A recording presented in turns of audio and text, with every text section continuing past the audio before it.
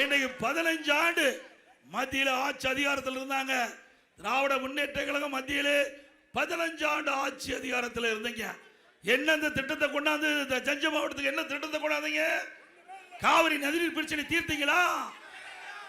விவசாயிகளுடைய நிலங்களை பிடுங்கிறதும் அபகரிக்கிறதும் தானே உங்களுடைய சந்தர்ப்பமா இருந்தது. அதை காப்பாற்றியது அதிமுக அரசாங்கம்.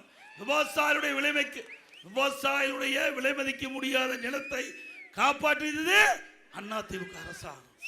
அது மட்டுமல்ல, நீண்ட நாளாக காவிரி நதிநீர் பிரச்சனைக்கு தீர்ப்பு பெற்று தந்தது அதிமுக அரசு. இன்றைக்கு குடிமராமத்து திட்டம் இந்த தஞ்சை மாவட்டத்தில் ஏரி குளம் குட்டை எல்லாம் தூர்வாரப்பட்டு அந்த தூர்வாரப்பட்ட மண்டல் மண்ணை விவசாயிகளுக்கு விலை இல்லாம கொடுத்தோம். ஒரு லோடு மண்ணு பல்ல முடியுமா? அதிமுக ஆட்சிக்கு வந்தா விவசாயிகள் தங்கு தடையில்லாம வண்டல் மண் ஏரியில் அள்ளலாம், மகிழ்ச்சியா விவசாயம் செய்யலாம். இன்னொன்னு சொல்றார் ஸ்டாலின், மத்தியில் இருக்கிற ஆட்சியாளர்கள் திட்டத்தை கொடுக்கல, நிதியை கொடுக்கல, தமிழ்நாட்டுக்கு வஞ்சகம் வஞ்சிக்கிறார். திரு ஸ்டாலின் அவர்களே, 15 ஆண்டு காலம் மத்தியில் ஆட்சி அதிகாரத்தில் இருந்தீங்க. காங்கிரஸ் இருக்கின்ற போது ஆட்சி அதிகாரத்தில் இடம்பெற்றிருந்தீங்க. பாரதிய ஜனதா ஆட்சி இருக்கும் போது ஆட்சி அதிகாரத்தில் இருந்தீங்க. ஐக்கிய குஜரால் அவர்களுக்கும் போது இருந்தீங்க. திரு தேவகடா அவர்களுக்கும் போது இருந்தாங்க. இப்படி பல பிரைம் மினிஸ்டர், பல பிரதமர்கள் நாட்டை ஆளுத போது அந்த அமைச்சரவையில் இடம்பெற்ற கட்சி திமுக கட்சி. 1 வருஷம் 2 வருஷம் இல்ல, 15 ஆண்டு காலம் மத்திய அமைச்சரவையில் இடம்பெற்று தமிழ்நாட்டுக்கு எந்த திட்டத்தை கொண்டாந்தீங்க? எவ்வளவு நிதி கொண்டாந்தீங்க? அந்த ஆட்சி அதிகாரத்தில் குடும்பத்தில் இருக்கின்றவர்கள் அதில் இடம்பெற வேண்டும், குடும்பம் வளம் பெற வேண்டும், அங்கே கொள்ளையடிக்க வேண்டும். சிந்திச்சு பாருங்க, தமிழ்நாட்டுக்காக திட்டங்களை கொடுத்திருக்காங்களா? தமிழ்நாட்டுக்கு தேவையான நிதிகளை பெற்று தந்தாங்களா? அதுவும் இந்த தமிழ்நாட்டு மண்ணிலே பிறந்த ஒருவர் ப. சிதம்பரம் நிதி அமைச்சராக இருந்தார். அப்பொழுது கூட நிதியை தமிழ்நாட்டுக்கு பெற்று தராத வக்கில்லாத முதலமைச்சர் இன்றைய முதலமைச்சர் ஸ்டாலின், திரு கருணாநிதி குடும்பம். உண்மைதானே? தமிழ்நாட்டை சேர்ந்தவர் நிதியமைச்சராக இருக்கும் போதே நிதி வாங்க முடியலையே. இப்ப போய் வேண்டுமென்ற திட்டமிட்டு அரசியல் கால் புரட்சியின் காரணமாக தேர்தல் நேரத்தில் திட்டமிட்டு பாரதிய ஜனதாவை விமர்சனம் செய்து கொண்டிருக்கிறார். இப்பொழுது நாங்க தெளிவா சொல்றோம், அதிமுக ஆட்சி இருக்கின்ற பொழுது அனைத்து இந்திய அண்ணா திராவிட முன்னேற்ற கழகம் மத்திய அரசிடமிருந்து என்னென்ன கோரிக்கை வைத்தமோ அத்தனை கோரிக்கையும் மத்திய அரசு நிறைவேற்றி தந்தது. பல இடங்களில் தேசிய நெடுஞ்சாலை விரிவாக்கம், துறைமுகம் விரிவாக்கம், விமான நிலையம், திருச்சி விமான நிலையம், தூத்துக்குடி விமான நிலையம் அமைச்சு கொடுத்தாங்க. ரயில் பாதை தேவையான அளவுக்கு கொடுத்தாங்க. இந்த அரசாங்கம் நிலம் எடுத்து கொடுக்கல, கிடப்புல கிடக்குது. புதிய ரயில்கள் கேட்டோம், கொடுத்தாங்க. மத்திய அரசாங்கம் அந்த அரசாங்கத்தின் மூலமாக நடைபெறுகின்ற பணிகள் எல்லாம் அதிமுக ஆட்சி கேட்கின்ற பொழுது கொடுத்தார். இப்பொழுது இணக்கமான சூழ்நிலை இல்லை.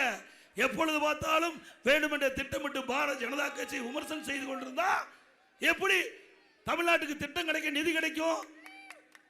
ஆளுகின்ற போதே திராவிட முன்னேற்ற கழகம் மத்தியில் ஆட்சி அதிகாரம் இருக்கும் போதே நிதி பெற முடியல. இப்போ பாரதிய ஜனதா திமுக வெவ்வேறு கொள்கை கொண்ட கட்சியா இருக்குது, இணக்கமான இல்ல. இன்றைக்கு தேர்தல் நடக்க இருக்கின்ற வரைதான் நாம பேசலாம். தேர்தல் நடக்கின்ற வரைதான் இன்றைக்கு கட்சிக்குள்ள வேறுபாடு இருக்கலாம். தேர்தல் முடிந்த பிறகு ஓட்டு போட்ட மக்களுக்கு நன்மை செய்ய வேண்டியது ஆளுகின்ற கட்சியுடைய கடமை அல்லவா? சொல்லுங்க, உண்மைதானே? எவ்வளவு வாக்குறுதி கொடுத்தீங்க? 2021 சட்டமன்ற பொதுத் தேர்தல் போது எவ்வளவு வாக்குறுதி கொடுத்தீங்க? அந்த வாக்குறுதிகளை எப்படி நிறைவேற்ற முடியும்? மத்திய அரசோடு இணக்கமாக இருந்து அவளுக்கு நம்முடைய தமிழ்நாட்டு மக்களுக்கு என்னென்ன தேவை என்பதை அறிந்து அதை முறையாக அணுகி பெற்றிருக்கலாம். 5 ஆண்டு காலம் தமிழக மக்களை குட்டிச்சோறாக்கி தமிழ்நாட்டு மக்களுக்கு கிடைக்க வேண்டிய பல்வேறு பலன்கள் இந்த ஆட்சியாளர்களை கிடைக்காம போனதுதான் இந்த ஆட்சியோட சாதனை. சிந்திச்சு பாருங்க. இந்த கொடி பறக்குதுல்ல, எதுல பறக்குதுங்க? காற்றுதான் பறக்குது. கண்ணில் பார்க்க முடியுதா? காற்றில் கண்ணில் பார்க்க முடியாத, நம்ம கண்ணில் கூட பார்க்க முடியல, அதில் கூட ஊழல் செய்கிற ஒரே கட்சி திமுக கட்சி. 2G ஸ்பெக்ட்ரம் அத 1,74,000 கோடி கொள்ளையடிச்சிருக்கிறீங்க. வழக்கு அப்படி என்ன நிலுவையில் இருக்குது, வழக்கு நிலுவையில் இருக்குது. அப்போ எதிர்கட்சி எல்லாம் இல்ல, காங்கிரஸ் ஆட்சி மத்தியில் அப்பொழுதே திராவிட முன்னேற்ற கழகத்தை சேர்ந்தவர்கள் அமைச்சரவையில் இடம்பெற்றிருக்கிறாங்க. அதில் ஒரு அமைச்சர் மீது வழக்கு போட்டு சிறையில் அடைக்கப்பட்டாங்க. இன்னொரு அம்மா இன்னைக்கு பேசிக்கிட்டு இருக்குது, யாருன்னு உங்களுக்கு தெரியும். அந்த அம்மா என்னை பற்றி பேசிக்கிட்டு இருக்குது. அந்த அம்மா நாட்டு மக்கள் மறந்துட்டாங்க, என்னை பற்றி பேசுனா தானே அது ஏதாவது பத்திரிகையில் வரும்னு நினச்சி பேசிக்கிட்டு இருக்கிறாங்க. அவர்களும் இன்னொரு திகார் ஜெயிலில் இருந்தாங்களா இல்லையா? யாரு?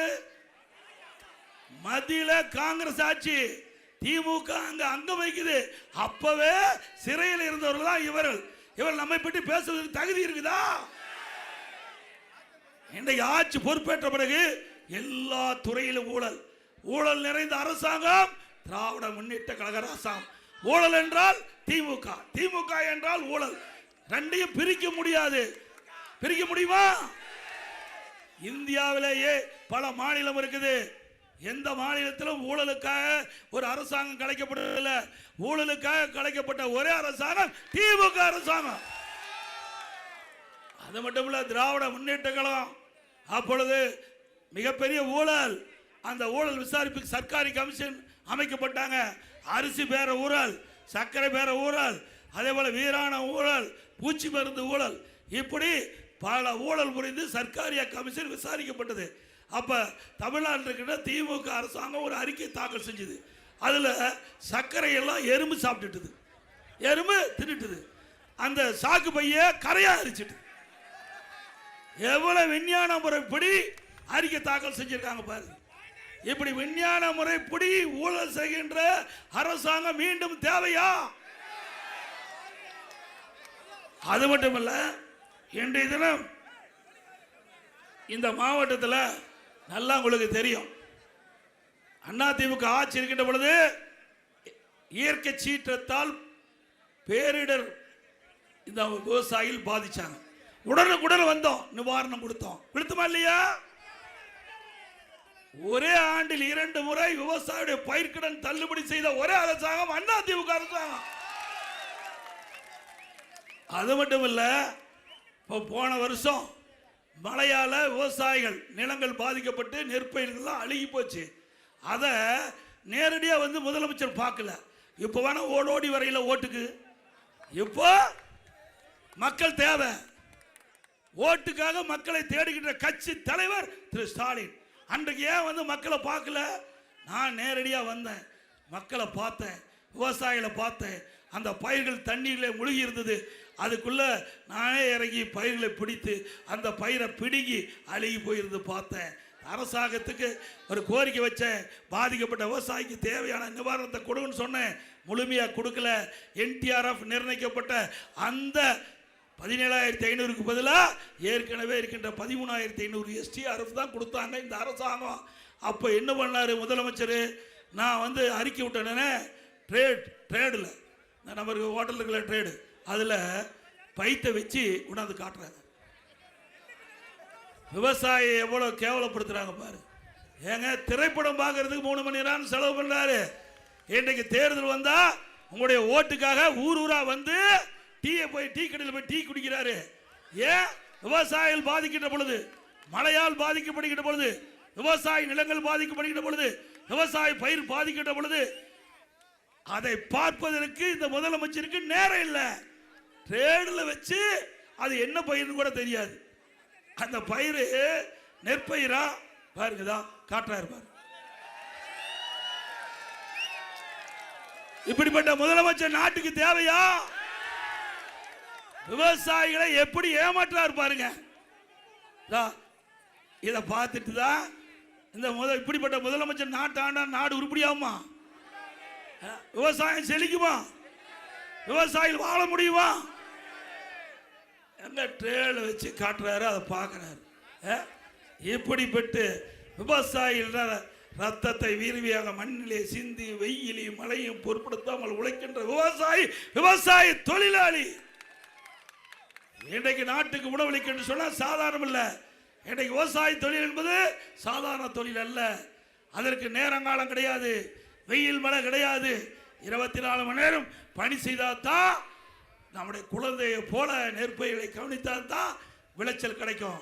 அப்படிப்பட்ட விளை நிலங்கள் பாதிக்கப்படுகின்ற பொழுது விவசாயிகளுடைய மனது எந்த அளவுக்கு வேதனைப்படும் என்பதை இந்த அரசாங்கத்துக்கு தெரியல, இந்த முதலமைச்சருக்கு தெரியல.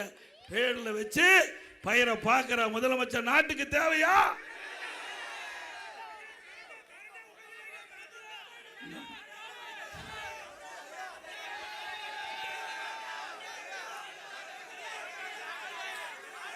என்று அதிமுக ஆட்சி இருக்க வரைக்கும் இந்த டெல்டா மாவட்டம் குறுவை சாகுபடிக்கு நாங்க முறையா காப்பீடு செஞ்சோமில்ல.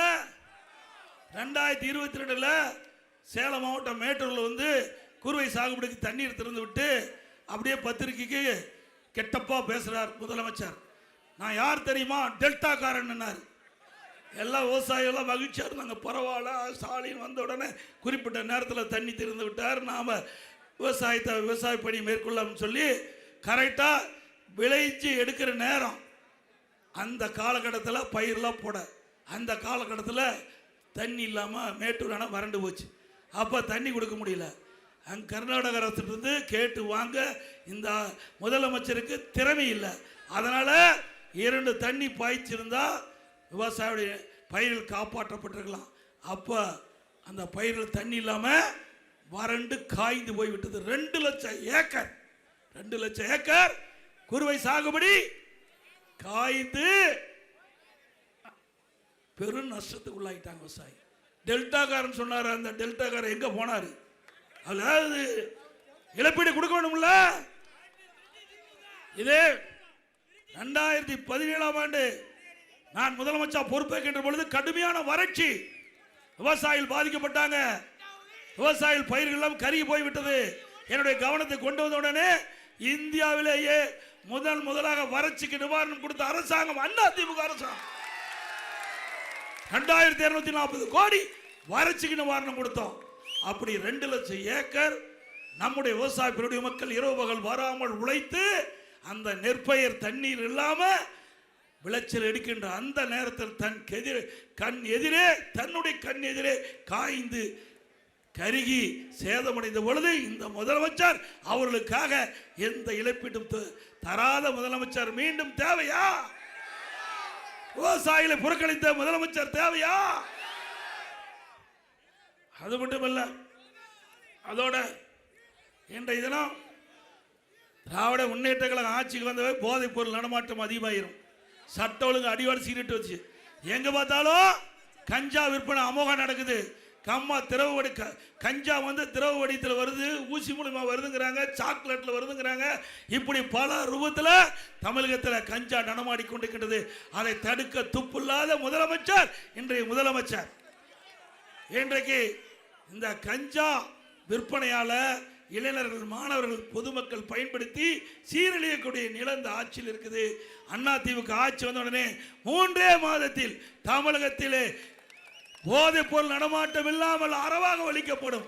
கஞ்சாவை அடியோடு அறவோடு ஒழிக்கப்படும். அது மட்டுமல்ல, அற்புதமான திட்டம் நடந்தாய் வாழி காவிரி.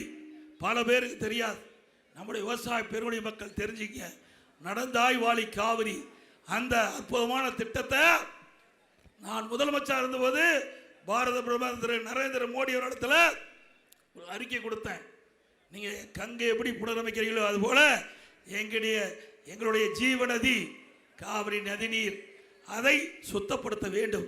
அதற்காக தேவையான நிதியை கொடுக்க வேண்டும் என அறிக்கை கொடுத்தேன்.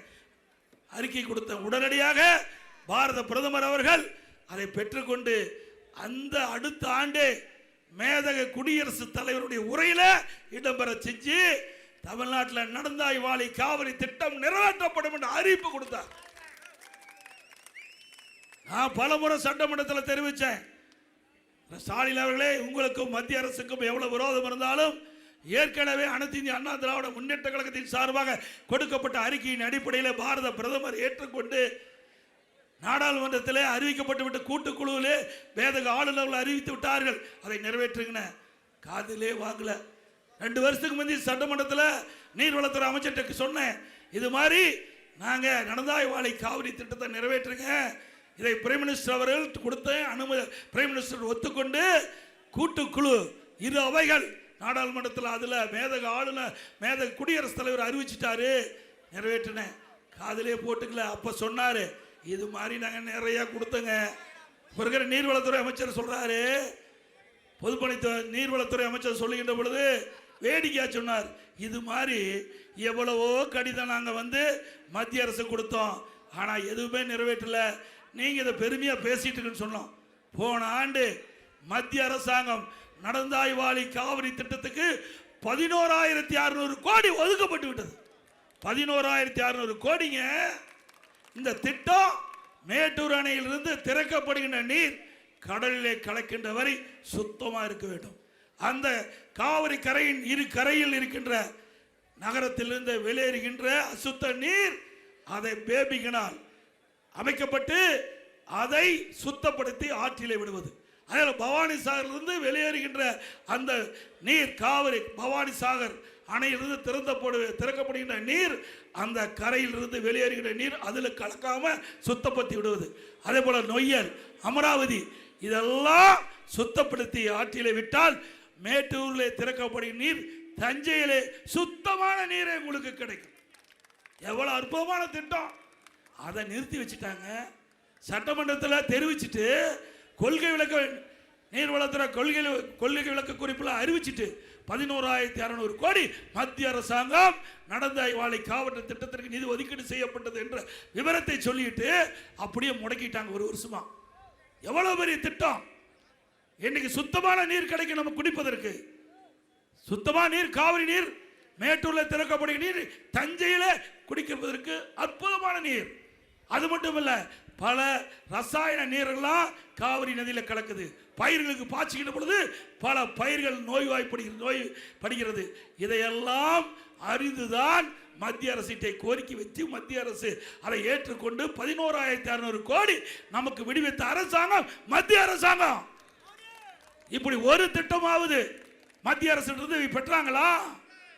எப்பொழுது பார்த்தாலும் மத்திய அரசாங்கத்தில் குறை சொல்லியே 5 ஆண்டு காலத்தை ஓட்டிட்டார். அப்படித்தானே? திரு ஸ்டாலின் எதிர்கட்சி தலைவராக இருக்கும்போது திரு மோடி அவர்கள் சென்னைக்கு வந்தபோது கருப்பு பலூன் விட்டார். கருப்பு கூட பிடிச்சார். கருப்பு பலூன் விட்டார். கருப்பு கொடி பிடிச்சாரா இல்லையா? அதே ஆளுங்கட்சி வந்த பிறகு முதலமைச்சருக்கு வெள்ளை கூட பிடிச்சார்ல. கலைவாணர் மத்திய அரசாங்க திட்டம். அதுக்கு பாரத பிரதமர் நரேந்திர மோடி அவர்களை அழைத்து திறப்புலா காண்கிறார். ஆளுகின்ற பொழுது ஒரு நில எதிர்கட்சியா இருக்கும்போது அப்போ இரட்டை வேடம் போடுகிற கட்சி திமுக கட்சி, திமுக முதலமைச்சர். அது மட்டும் இல்ல, இந்த ஆட்சி வந்த பிறகு கடுமையான மின்சார உயர்வு. இன்றைக்கு பார்த்தீங்கன்னா 67% மின்கட்டணம் உயர்ந்தாச்சு. வீட்டு வரி 100%. இந்த மாநகராட்சி 100% வீட்டு வரி உயர்ந்தாச்சு. கடைக்கு 150% உயர்த்தியாச்சு. ஆண்டுக்கு 6% உயர்த்தப்பட்டது. குடி வரி உயர்வு, குப்பைக்கு வரி உயர்வு. அதே போல உணவு போடு விலை எண்ணெய் முட்டைகிட்ட அளவுக்கு உயர்ந்தாச்சு. அரிசி கிலோ 30 ரூபா ஏறியாச்சு. எண்ணெய் 60 ரூபா ஏறியாச்சு. அதே போல பருப்பு 40 ரூபா ஏறியாச்சு. அது மட்டும் இல்லை, நீங்க பாருங்க காவிரி நதிநீர் பிரச்சனை. இப்போ நம்முடைய காவிரி நதிநீரை மேகதாது அந்த பகுதியில் ஒரு அணை கட்டுவதாக அங்கே இருக்கிற நீர்வளத்துறை அமைச்சர் மரியாதைக்குரிய சிவகுமார் அவர்கள் சொல்றாரு. அவரை கூட்டிட்டு வந்து பிரச்சாரம் பண்றாரு. அவரை கூட்டிட்டு வந்து தமிழ்நாட்டுக்கு எவ்வளவு பெரிய துரோகம் சிந்திச்சு பாருங்க. இவர்களுக்கு அதிகாரம் தான் முக்கியம், நாட்டு மக்கள் முக்கியம் அல்ல. ஆக செங்கல்பட்டில் நடக்கிற ஒரு நிகழ்ச்சியில் இன்னைக்கு கர்நாடகத்தில் இருக்கின்ற நீர்வளத்துறை அமைச்சரை இங்க அழைச்சிட்டு வந்து பிரச்சாரத்துக்கு ஈடுபடுத்தியிருக்கிறார். அவர் மேகதாதுல அணை கட்டிய தீர்வேன் என்று சொல்றார். மேகதாதுல அணையில கட்டிட்டா டெல்டா பாலைவனம் ஆயிரும். இப்படிப்பட்டவர்களுக்கு இந்த தேர்தலில் தகுந்த பாடத்தை பூட்டுவீர்களா? நல்லா சத்தமா சொல்லுங்க. எவ்வளவு கொடுமை! நமக்கு துரோகம் செய்கின்றவர்கள், நமக்கு வருகின்ற நீரை தடுத்து நிறுத்த வேண்டும் என்று சபதம் இடுகின்றவர், அவரோடு பிரச்சாரம் செய்கின்ற முதலமைச்சர் மீண்டும் ஆட்சி வருவதற்கு துடிக்கிறார். அதற்கு நீங்கள் சந்தர்ப்பம் கொடுப்பீங்களா?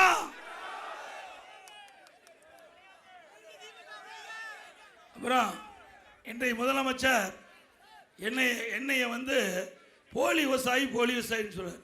அதில் என்ன விவசாயி, போலி விவசாயி, நிஜ விவசாயி, எங்க நிஜ விவசாயி கேள்விப்பட்டிருக்குமா? ஏன்னா ட்ரேடில் பயிரை பார்க்குற முதலமைச்சர் இந்தியாவிலே இந்த தமிழ்நாடு முதலமைச்சர் ஒரே ஆள் தான். எங்கள் ஊரில் தலைவாசலில் நமக்கு நாமே திட்டம் இருந்தது. அப்போ ஊரா இன்றைய முதலமைச்சர் ஸ்டாலின் பார்த்தார். அப்போ எங்கள் தலைவாசலுக்கு வந்தார், கரும்பு தோட்டத்துக்கு வந்தார். கரும்பு தோட்டத்தில் காங்கிரீட் சாலை அமைச்சு போய் பார்க்குறார். கரும்பு தோட்டத்தில் காங்கிரீட் சாலை அமைச்சு பார்க்குற முதலமைச்சர் இவர் விவசாயத்துக்கு நன்மை செய்வாரா? விவசாயிகளை காப்பாற்றுவாரா? விவசாயி தேவையான திட்டங்களை கொடுப்பாரா? விவசாயிகளை வஞ்சிக்கின்ற திரு ஸ்டாலின் அவர்கள் மீண்டும் வர வேண்டுமா? சிந்திச்சு பாருங்க. கரும்பு தோட்டத்தில் கரும்புலாம் வெட்டி போட்டு காங்கிரீட் போட்டு அது என்னன்னே தெரியாது. இப்போ கேட்டா நீ போனீங்களே, இது கரும்பா, நெல்லா, இது கேழ்வரகா, சோளமா, மக்காச்சோள பயிரா அப்படின்னு கேட்டால் முதலமைச்சர் தடுமாறுவார். அப்படிப்பட்ட முதலமைச்சர் நாட்டை ஆண்டு கொண்டு நம்மளை கிண்டும் கேலியும் பேசிட்டு இருக்காரு. ஆக வருகின்ற சட்டமன்ற பொதுத் தேர்தலில் நீங்கள் இவர்களுக்கு தகுந்த தண்டனை கொடுக்கப்பட வேண்டும். அதே போல திருமண்டக்குடி ஆரூரான் சர்க்கரை ஆலை, இதில் விவசாயிகளுக்கு வர வேண்டிய கரும்பு நிலுவைத் தொகை தராதை கண்டித்து விவசாயிகள் கிட்டத்தட்ட 300 கோடி ரூபாய் ஆலை நிர்வாகி கடன் பெற்று திரும்ப செலுத்தாததை கண்டித்து 1200 நாட்கள் தொடர்ந்து போராடி வரும் விவசாயிகள் ஸ்டாலின் உதயநிதி ஸ்டாலினும் கண்டுகொள்ளவே இல்லை. 4 முறை ஸ்டாலின் அவர்கள் தஞ்சைக்கு வந்தார். அப்போ வரும்போது அவர்கள் கருப்பு கொடி காட்டி தன்னுடைய எதிர்ப்பை விவசாயிகள் தெரிவித்தாங்க. 3 முறை உதயநிதி அவர்கள் வந்தால் அவர் எதிர்ப்பை தெரிவித்தார்கள். ஆனால் இது வரைக்கும் நடவடிக்கை எடுக்கல. அதிமுக ஆட்சிக்கு வந்த உடனே இதற்கு தகுந்த நடவடிக்கை எடுக்கப்படும், விவசாயிகளை காப்பாற்றப்படும். அதோட அண்மையில் பார்த்தீங்கன்னா இந்த தடவை நம்முடைய விவசாயிகள் உற்பத்தி செய்யப்பட்ட இந்த டெல்டா மாவட்ட பகுதி, தஞ்சை மாவட்டம், மயிலாடுதுறை, நாகப்பட்டினம் மாவட்டம், திருவாரூர் மாவட்டத்திலாம் நம்முடைய குறுவை சாகுபடி விவசாயிகள் செய்து அந்த நெல்லை நேரடி நெல் கொள்முதல் நிலையத்தில் விற்பனை செய்யறதுக்கு கொண்டு வந்தாங்க. முறையாக விற்பனை முறையாக கொள்முதல் செய்யாத காரணத்தினால அப்போ மழை திறந்த வெளியில் அடுக்கி எல்லாம் நனைஞ்சு போச்சு. அதை நான் நேரடியாக பார்த்துட்டு போனேன். அப்புறம் அதுக்கு பிறகுதான் ஓடோடி ஸ்டாலின் அவர்கள் நான் நேரடியாக பார்த்துட்டு போனேன் இல்லையா?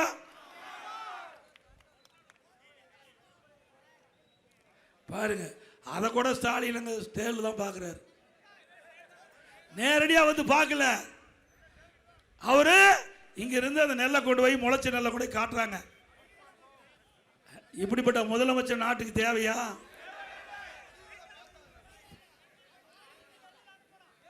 பாருங்க, நாங்கள் விவசாயிகளை பார்க்குறோம். ஒரு பெண்மணி தன்னுடைய நிலத்தில் விழுந்த நெல்லுகள் அத்தனையும் அந்த நெல்மணிகள் முளைத்து கதற கதற அழுகிறாங்க. எங்களுடைய வாழ்வாதாரமே இதுதான். நான் கடனை உடனே வாங்கி நகை அடமானம் வச்சு நாங்கள் இந்த நடவு செஞ்சு இன்னைக்கு அறுவடை செஞ்சு அந்த நெல்மணிகள்லாம் நேரடி நெல் கொள்முதல் கொண்டு விற்பனை செய்யலான்னு வந்தால் இங்கே நேரடி கொள்முதல் நிலையத்தில் முறையாக எங்களை கொள்முதல் செய்யாத காரணத்தில் திறந்த வெளியில் அடிக்கிறதுனால முளைச்சி போய் நஷ்டமாச்சுன்னு சொன்னாங்க. ஆனால் அந்த முதலமைச்சர் அதுக்கு தேவையான எந்த நடவடிக்கை எடுக்கலை. நான் சட்டமன்றத்தில் தெளிவாக குறிப்பிட்டேன். பிரதான எதிர்க்கட்சி என்ற தலைவர் முறையில் திரு ஸ்டாலின் அவர்களே கடுமையாக உழைச்சி விவசாயிகள் தன்னுடைய ரத்தத்தை விரைவாக மண்ணிலே சிந்தி அந்த நெல் உற்பத்தியை பெருக்கி அந்த நெல்லை நேரடி நெல் கொள்முதல் விற்பனைக்கு அங்கே முளைச்சி வீணாக போச்சு. அப்படி வாழ்வாதாரமே வீணாக போயிடும். அதற்கு ஏதாவது கண்டு நீங்களே போய் ஆய்வு செய்யுங்க. எந்தெந்த விவசாயிகள் இந்த